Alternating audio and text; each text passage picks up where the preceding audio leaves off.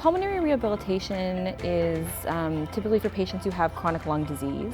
And what we do is we take them in and we teach them a bit about their disease, so give them some education on their disease, and work them through some low-level exercising so that they can build up their exercise tolerance and that it helps, with their pulmonary status. In New Brunswick alone, if I'm thinking about the stats from 2016, admissions to hospital for exacerbations of COPD were second only to childbirth, and it ended up costing our province about $23 million. With pulmonary rehab, we work on that chronic disease self-management side, and the idea is that we give these patients education, we help with the exercise tolerance, and they avoid trips to the emergency room and hopefully hospitalizations and admissions as well. Individuals show up in pulmonary rehab because COPD is controlling their lives. When they leave rehab, we've shown them how to control COPD. So now they're running the show. 2 months ago, or 10 weeks ago, when we started this program, I was seriously thinking of selling my home. It's got 24 stairs. It was gasping for breath by the time I got up to my bedroom. And now I can go up and it's just joyful. What rehab does, it offers any individual, regardless of what stage you're at, the ability to lead a decent life, even if you're living with COPD, regardless of your age, regardless of your stage. This program is all run by students. This program is worked into their clinical rotations, which is great because lots of our students have trouble finding community placements, and it really bridges the gap between what they're learning in class and also what they're seeing hands-on, working with these patients, getting to know them, knowing about their disease. As a respiratory therapy student, we work a lot with pulmonary function and trying to maintain that function throughout a patient's life. So especially when the patient has been smoking and they have COPD, we learn extensively about that disease and how to treat it. We work through like a stepwise process on how to treat that disease, and it's really good to see that people are able to get out and be able to help their disease process and have a better quality of life throughout that. Over 8 weeks, people improve immensely. So from the time they come in, they do their first testing, and you can see that they're struggling with their breathing and their ability to exercise. And throughout the 8 weeks, you can see progress happen right in front of your eyes. So by the end, they're doing their tests, they're walking on treadmills and talking, and they're having no issues. They improve incredibly. Number one, I think it's good for them, and I'm sure it gives them a lot of confidence.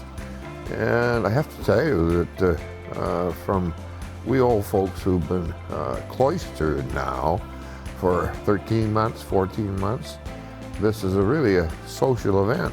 And you get to see all these young people who have got their lives in front of them, working towards their professional standing, etc. It's really neat, and they're very good, and they give us old folks a lot of fun, and they lead a good course too.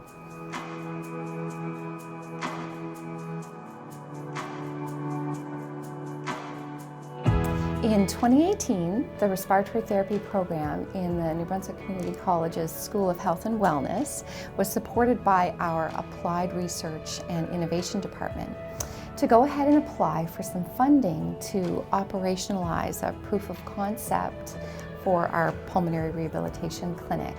And it was meant to be for seniors with moderate to severe COPD.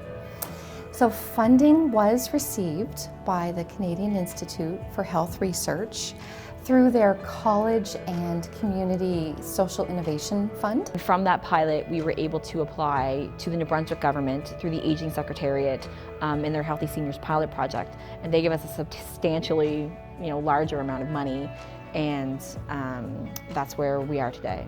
I have always been, in my community role, involved in interprofessional activities and practice. And my early days before education and research was working in community health centers.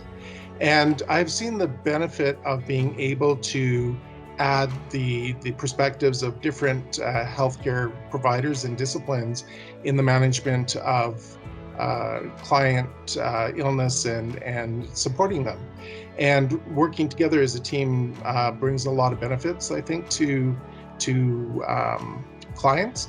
And so what drew me to this particular project was that I had already been involved with some of the interprofessional education and collaboration exercises between University of New Brunswick and New Brunswick Community College, and had the fortunate ability to be able to participate with many of my colleagues in other health disciplines. And so for me as an educator, and specifically with regards to community health, I think there's a benefit to being able to get students working together early on in their education before they actually go out to practice, so that they know what it's like to be able to work together in an interdisciplinary or interprofessional team. It means the world for the college to be able to support this, and for this pulmonary rehabilitation project in particular,